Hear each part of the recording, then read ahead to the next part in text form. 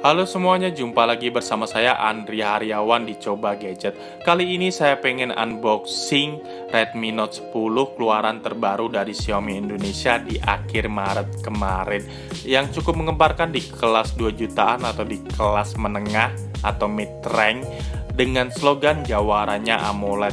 Dan Xiaomi merupakan brand pertama yang mengeluarkan AMOLED di kelas ini. Jadi cukup menggemparkan dunia per-HP-an.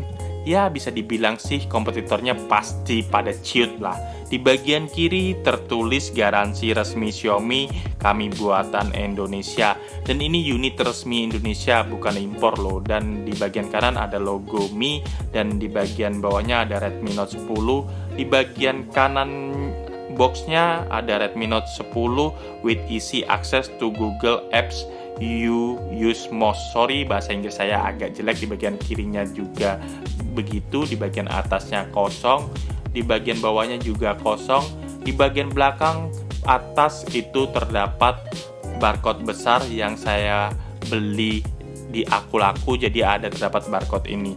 Dan di bagian bawahnya itu ada spesifikasi singkatnya 6,43 AMOLED display dengan dual speaker, 33 watt fast charging dengan 5000 mAh dengan Qualcomm Snapdragon 678 dan 48 megapiksel quad kamera dengan warna Onyx Grey, RAM 4GB dan memori internal 64GB.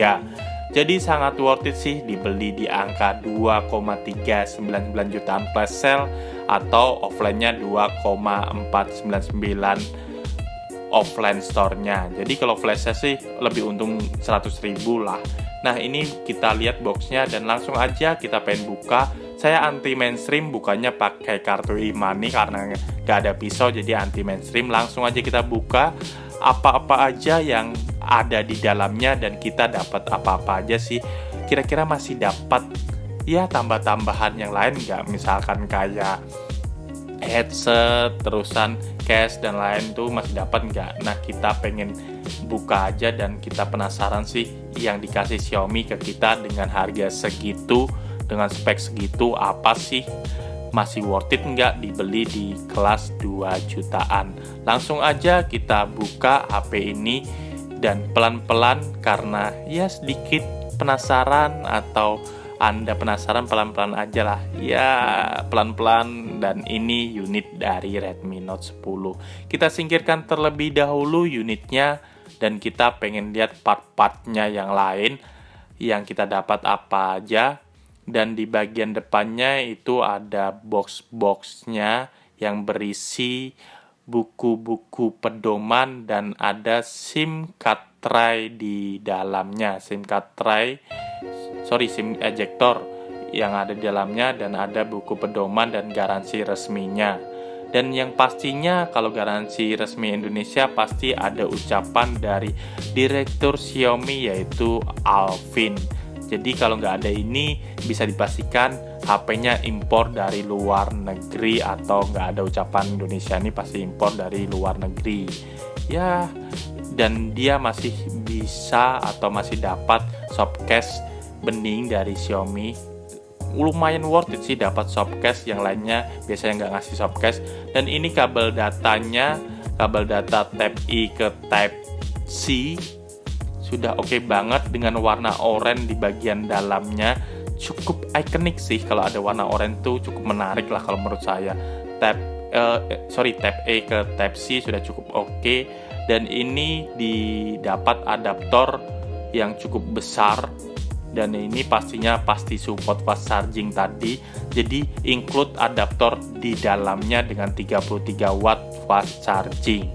Yang pasti kita nggak perlu beli kepala charger lagi untuk fast chargingnya, sudah cukup oke dan cukup keren. Sorry nih saya terbalik sih karena posisi kameranya terbalik, ya nggak apa-apa lah, Anda bisa lihat sendiri lah gimana kalau pengen balik HP-nya bisa juga sih. Kita langsung aja ke unitnya, kita buka aja gimana sih desain dari Redmi Note 10 ini, apakah semenarik di foto atau enggak. Nah yang saya beli kebetulan warna Onyx Grey, sudah saya sebutkan di awal tadi. Ya, gradien-gradiennya cukup oke, dan ini ada barcode emailnya. Saya lepas terlebih dahulu. Ya, setelah saya lepas sih warnanya cukup cantik. Kalau kita geser-geser ada warna black, terus yang kalau kita geser lagi itu ada gradien warna abu-abu, makanya disebut onyx gray. Dan kameranya bagian atasnya cukup unik dan cukup oke. Dan ini kita pengen nyalakan aja. Nah, ini tulisan Redmi. Di bagian atasnya itu ada O display, kameranya sudah cukup keren sih kalau ada O display. Sayangnya cuma warnanya silver sih, dan ini terus MUA. Dan di bagian kirinya terdapat SIM card tray yang berisi 2 nano SIM dan 1 tambahan SD card kalau kurang sih memorinya. Kalau 64 GB saya rasa kalau buat konten kreator dan lain pasti kurang. Nah, kita cabut aja 2 SIM card nano SIM dan 1 tambahan SD card. Kalau sampai 1 terabyte sih kalau yang tambahannya. Nah, di bagian bawahnya ada 3,5 mili jack audio, 1 buah lubang mic dan port USB Type-C dan 1 buah speaker.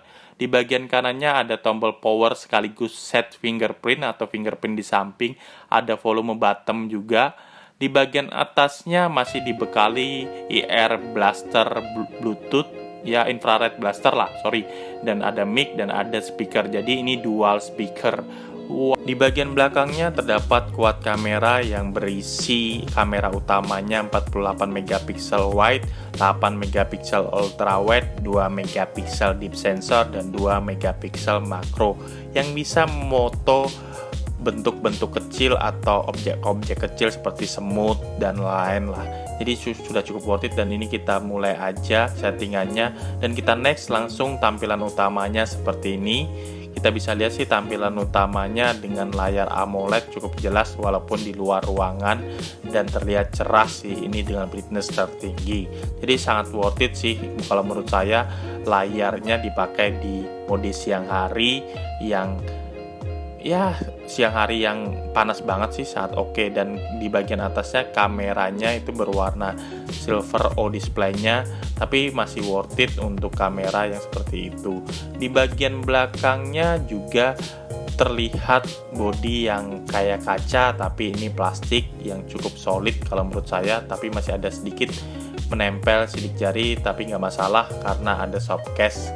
Dan oke banget sih. Dan kita pengen tes hasil kamera belakangnya. Untuk mode pertama, kamera belakangnya hasilnya seperti apa. Dan ini objeknya emoticon, dan foto biasa hasilnya seperti ini. Dan kita pengen tes untuk deep sensornya juga, apakah terlihat bokeh, dan hasilnya bisa kita lihat seperti ini.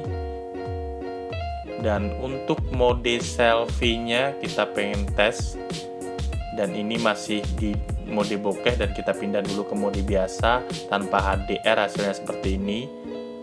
Dan bagusnya di HP ini ada mode HDR-nya, kita tes hasilnya juga seperti ini. Warnanya terlihat lebih banyak dan lebih kaya sih kalau menurut saya, dan mode potretnya hasilnya seperti ini. Secara keseluruhan HP ini sangat worth it dibeli di angka 2 jutaan atau 2,4 atau 2,5. Dan di informasi telepon atau tentang telepon, dia RAM 4GB dan memori internal 64GB, tersisa 20GB. Dan apabila Anda suka pada video ini silahkan klik like, dan apabila tidak suka silahkan klik dislike. Salam dari saya Andri Hariawan, dan tunggu video review berikutnya di channel Coba Gadget.